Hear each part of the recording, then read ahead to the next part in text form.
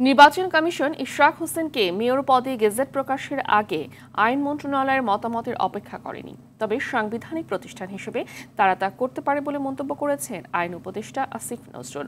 দুপুরে রাজধানী ওসমানী স্মৃতি মিলনায়তনে জাতীয় আইন সহায়তা দিবস আলোচনা সভা শেষে সাংবাদিকদের তিনি এসব কথা বলেন।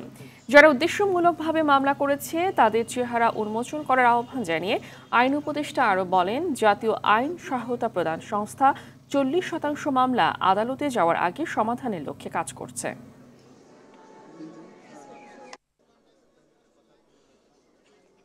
যে যার মতো মামলা করছে এবং এখানে অনেক হয়রানিমূলক মামলা হচ্ছে, বিদ্বেষমূলক মামলা হচ্ছে, অন্যের জায়গা জমি দখল ব্যবসা দখল করার জন্য মামলা হচ্ছে।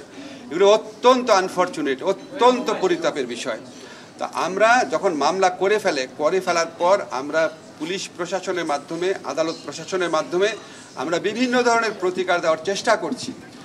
এখন আপনার যখন এত বেশি লোককে আপনার আসামি করা হয়, এত মামলা করা হয়, আমাদের জন্য কাজটা ডিফিকাল্ট হয়ে যায়। কিন্তু আমরা মামলা করতে কাউকে বাধা দিতে পারি না। কিন্তু মামলা হওয়ার পর আপনারা খেয়াল করে দেখেছেন স্বরাষ্ট্র মন্ত্রণালয় থেকে বারবার বলা হয়েছে যে অভিযোগের কোনো বস্তুনিষ্ঠতা পাওয়া না গেলে কাউকে যেন গ্রেফতার না করা হয়।